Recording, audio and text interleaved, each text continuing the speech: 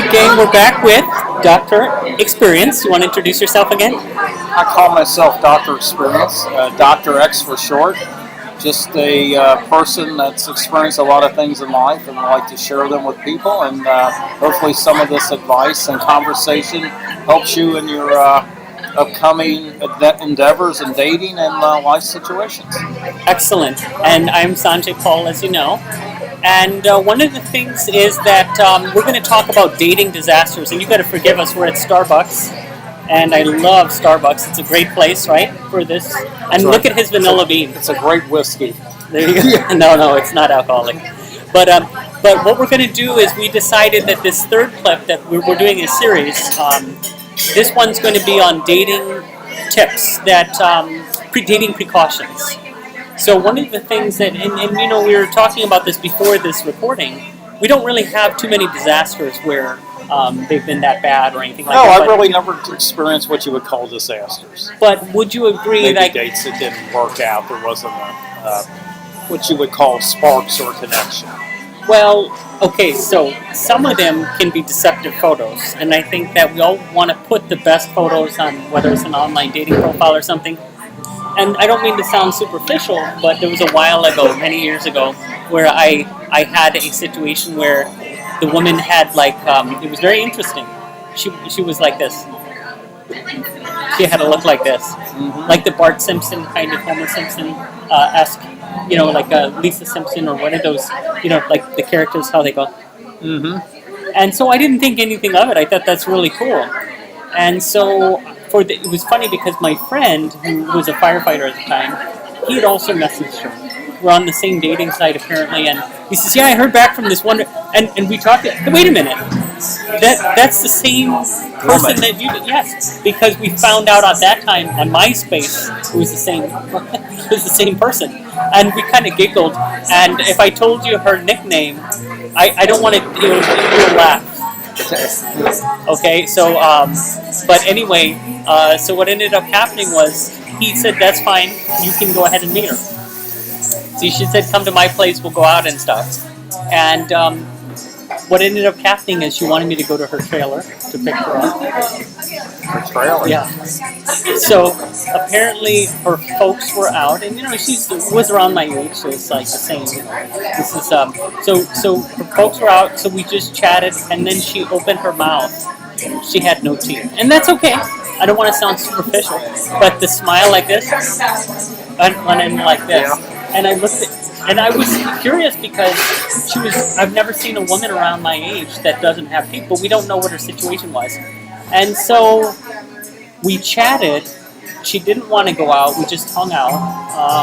And that was it wasn't really a disaster date type of situation, but there was it was not, we didn't go out with, well, this is back, she was, remember, around my age. We're talking about, I would say 29 to 31, somewhere around there. I mean, this is a while ago. So, around my age. But the one thing that is, or maybe a year younger than that, but one of the things that was also interesting is there was another online dating situation, and again, get accurate and updated photos. A lot of people use their post-high school pictures. I mean, when they're like in their late teens, early 20s. Yeah, it's like, that's not even the same person anymore. Yeah. I mean, but I mean, it was kind of funny. I mean, if you're sharing pictures with friends on Facebook, that's one thing where, I have a friend who has a chronology of that. But what's funny is I thought I was superficial if I looked for photos on a dating site, so she said she was athletic and toned. She said she had, nice hair, and she was attractive, and she liked sports and all these things. I'm like, woo, I have to meet her. She's wonderful. And we're going to go out on a proper date, And she was on the west side of town. And so what was interesting is, so I go out, she wants me to pick her up, and she says, "You can meet my grandparents." I'm like, okay. So I go in to her house. I wasn't sure. Before I go into her house, like she's standing outside. Obviously, she invited me in. And I saw this shadowy figure, and you're pretty muscular, right? But she's more muscular than you. Wow. She was like this. And I was looking in the shadow, and I was like, what happened is she had facial hair. Like, you ever remember the John Adams or those early... Or the bearded lady in the circus. Yeah, well, no, that's okay. Yes, but she had facial hair, and that was fine, very muscular. And she had the facial hair was fine. That's fine, but she was not.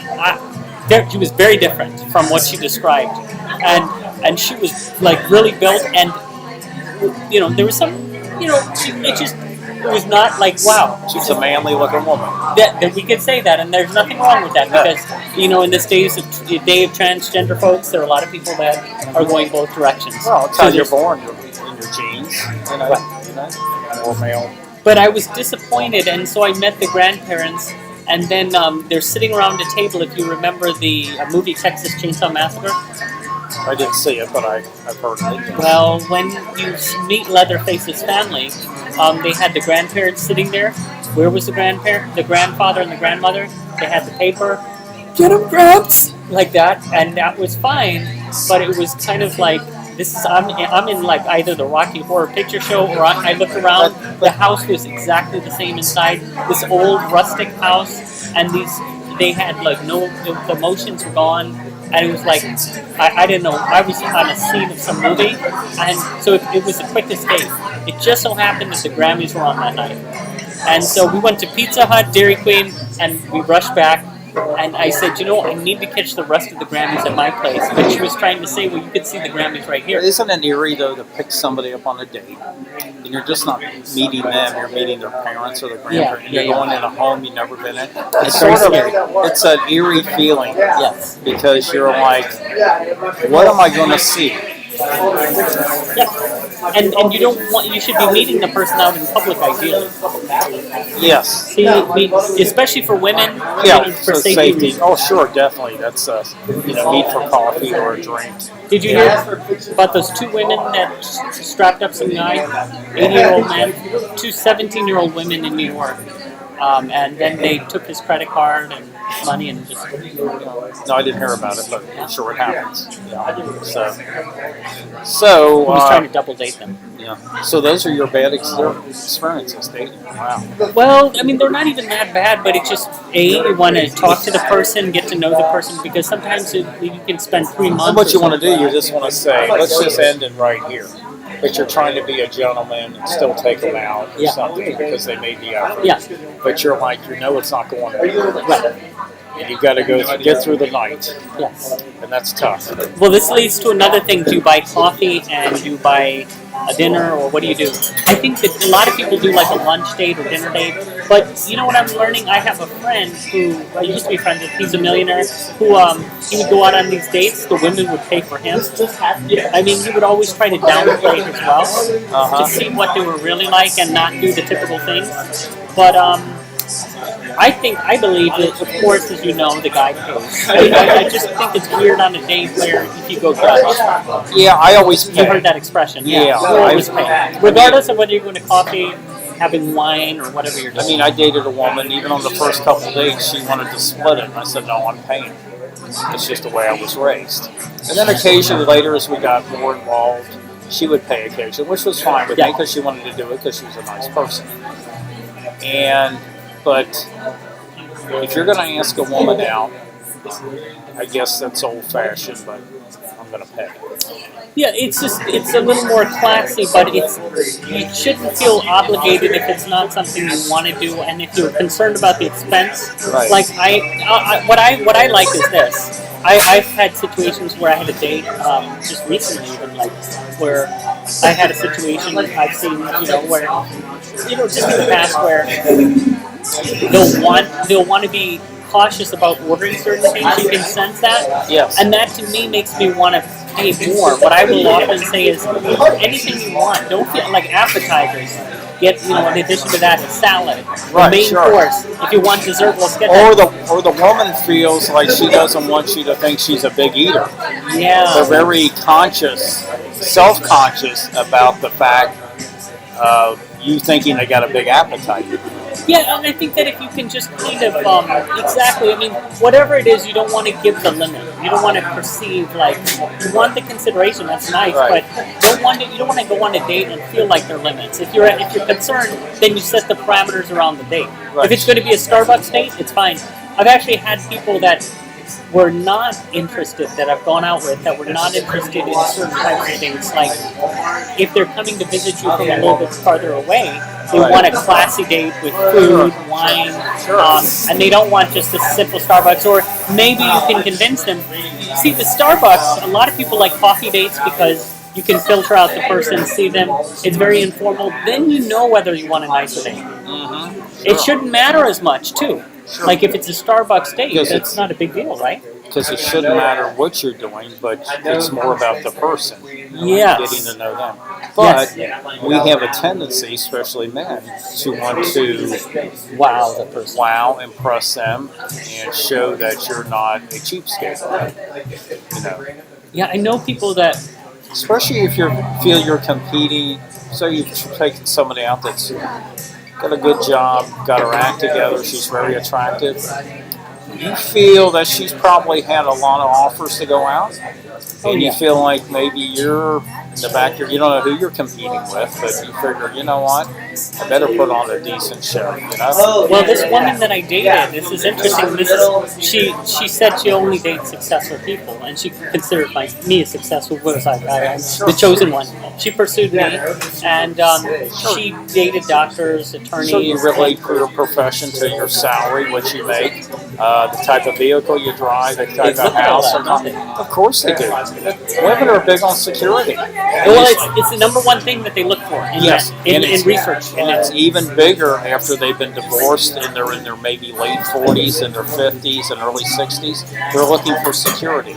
Here's the thing. If you're divorced in your 40s or 50s, men or women, the women are looking, like I said, for that security. The men are like free again, and they're looking to regain their youth and date.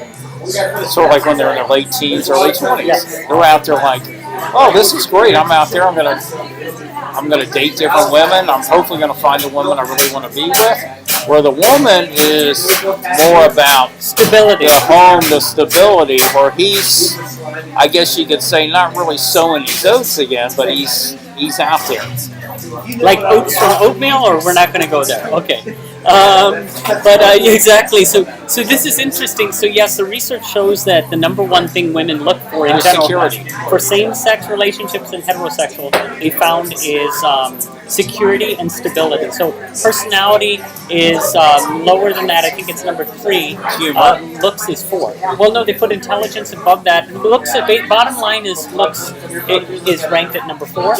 For men, the number one thing is physical attraction. Because we're more visual. Yes. So it seems that this research is the same for heterosexual. It's the same desire, that the visual attraction. What's also sociocultural, because we put SES, socioeconomic status, at 5. So if the woman is not, I know my criteria is different, but if the woman is not socioeconomically stable, the man would be able to give her a chance a bit more than vice versa. Sure. So if a woman was in that same situation, she would be willing to too, but not to the degree that a man would be, right. According to the research. A man, if you get a date with a woman you feel is really attractive, you don't care what she's making for a living, or she's working part-time, because you're all about pursuing her, especially if you're attracted to her and like her. Where the woman's like, well, he's good looking and that, but I'm not sure I like what he does for a living or where he lives. You know? So how do you find this out? Would you say you can weed this stuff out early on? In other words, how do you find out? How do you know that you're on the same wavelength as someone? How do you avoid any dating? No man or woman's going to come across initially wanting to sing that shower. They don't want to sing like, well, I got to have somebody with a good profession, good job, nice looking, or nice car, nice apartment. That seems awful shallow for any of us. Maybe that's in the back of their mind. But initially, you can't really find that out. I think you can tell after a couple of dates. I also think that you can put forth an impression, and you can attract people based on that impression. But that's what the problem is with a lot of these dating videos that are out there. And I don't mean any disrespect. They focus on a lot of techniques and try to manipulate this person like this. Oh yeah, mine. Well, there's you know what I mean? It's like, well, then they'll go out with you. Yeah, but they're going to find out who you really are. Really are. Yeah. I mean, how many times whether you're at the gym or at a party in the store, and you see a woman across a room, and you're attracted to her, you sort of get a little closer to her, and you have great expectations.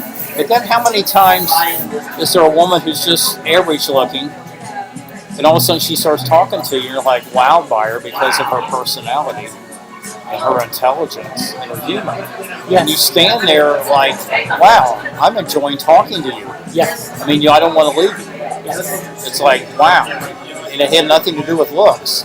Well, And initially, if she hadn't spoken, you probably wouldn't have made the effort to be close to her well, or approach her. not to sound weird, but this is a very good point you're bringing up. There's something called soul contracts in the psychic realm. And I just went to the psychic convention that they had here in town recently.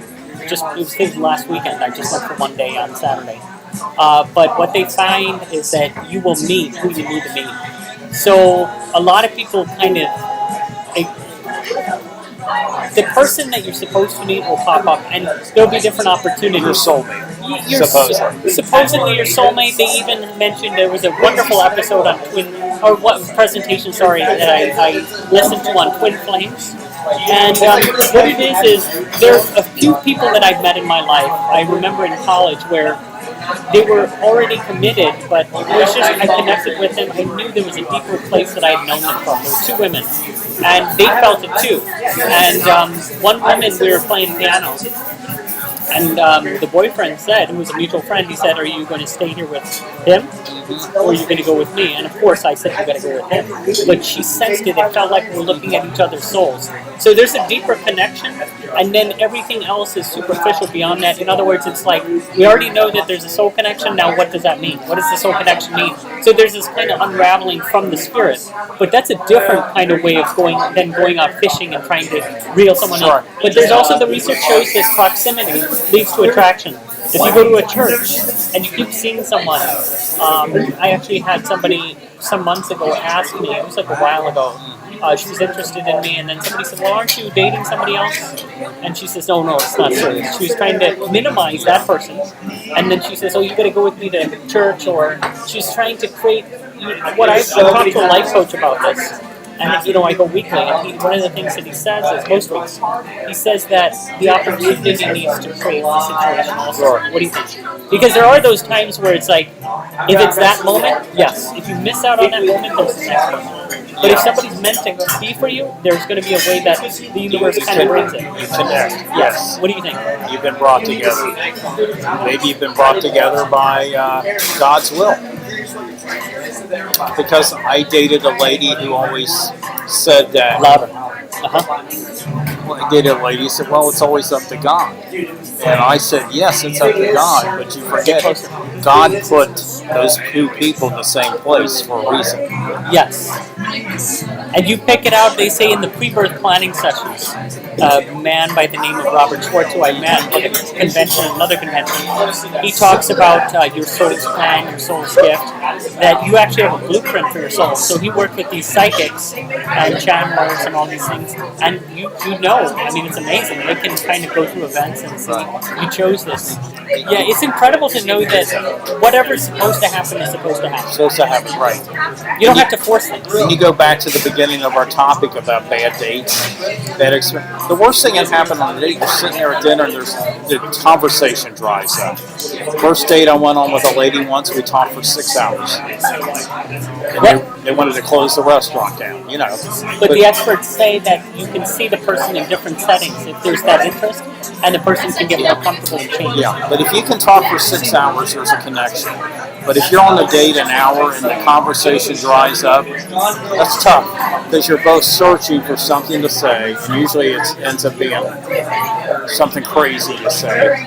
Or text, like there's this kind of exactly, or it could be texting or email, there's nothing there to say. I understand that sometimes the person can, because I've actually had a situation like that where it didn't text much, where it didn't really seem to, there was some, but then in person, 3.5 hours, same thing, they were closing up. Sure. And we had so much to talk about. I'm like, this is interesting. Now, some people will minimize their expectation to minimize the risk.